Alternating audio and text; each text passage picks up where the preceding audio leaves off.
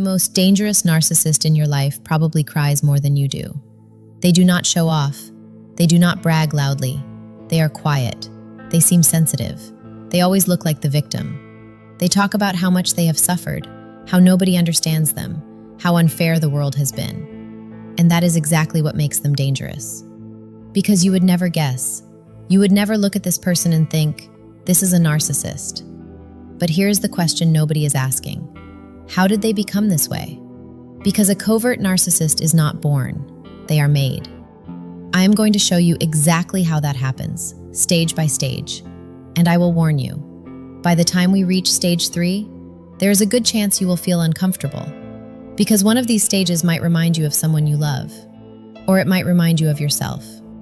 Before the stages, let me destroy the biggest lie about narcissism. Most people think a narcissist is someone who loves themselves too much. That is completely wrong. A covert narcissist is someone who hates themselves but cannot allow anyone to see it. They do not have too much self-love. They carry a deep, unbearable wound inside. A wound so painful that their entire personality, every behavior, every relationship is built around one single goal. Never let that wound be seen. It starts in childhood. Picture a child growing up in one of two environments. The first is what psychologists call the golden child home. Everything this child does is treated as perfect. Every achievement is celebrated like it is extraordinary. The parents say constantly, "You are special, you are better than everyone else."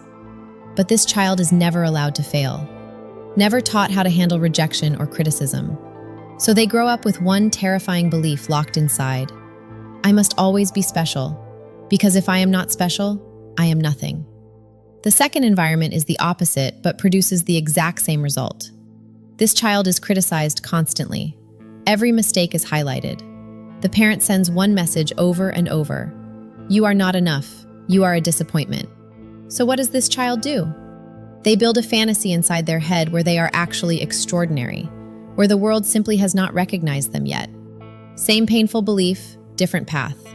I must be special, because if I am not, there is nothing inside me worth loving. That is stage 1. The seed is planted. At some point, something happens that confirms their deepest fear. Maybe they were humiliated in front of people they cared about. Maybe someone they trusted used their vulnerability against them. In that moment, the brain makes an automatic decision. Being real is dangerous. Being vulnerable leads to pain.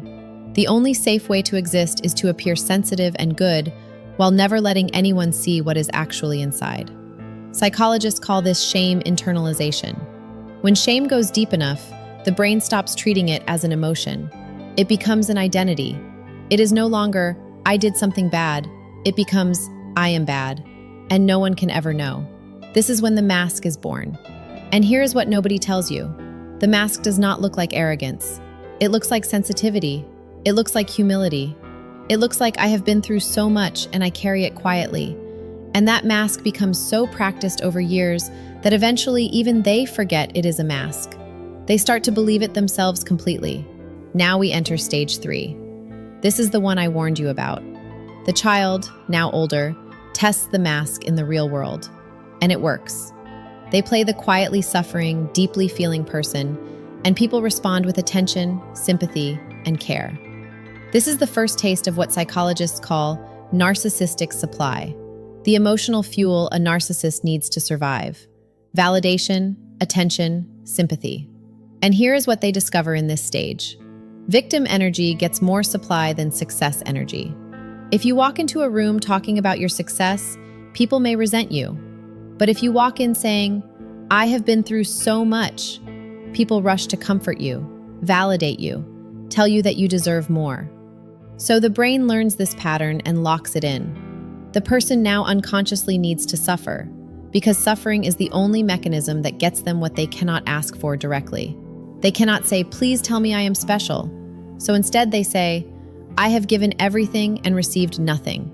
Same emotional outcome, hidden method.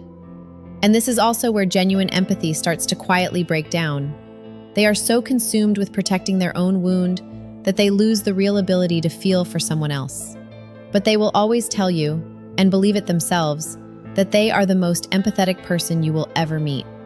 By stage 4, A complete internal system is running, and that system has one job: protect the wound at any cost. They do not demand things openly. They suggest, hint, go silent, withdraw until you come to them.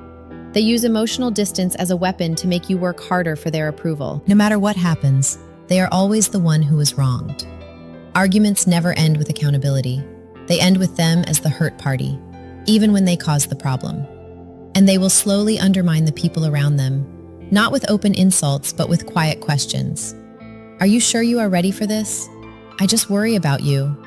I hope it goes well. It seems like a big risk, disguised as care, designed to shrink you. Here is what will shift the way you see all of this. A covert narcissist is not a villain who chose to become one. They are a wounded person who built the most sophisticated defense system the human brain knows how to build, and then got trapped inside it. They were a child who learned that being real was dangerous, who built walls so high over so many years that now, decades later, they cannot find the way back out. That does not mean you accept the damage they cause, but it means you stop looking for a monster and start seeing a mechanism. A covert narcissist is made in 4 stages. A childhood that said you must be special to deserve love. A wound that said being real will get you hurt. A mask that learned suffering gets you what honesty never could. And a behavior system that decided everyone else is always the problem. Underneath all of it, there is still that child sitting alone, trying to figure out how to be loved without ever being truly seen. If there is a covert narcissist in your life, stop trying to fix them with more love. Love does not break this pattern.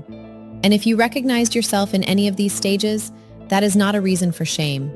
That is the most important thing you have ever learned about yourself. Because the moment you see the pattern, you are already standing outside of it.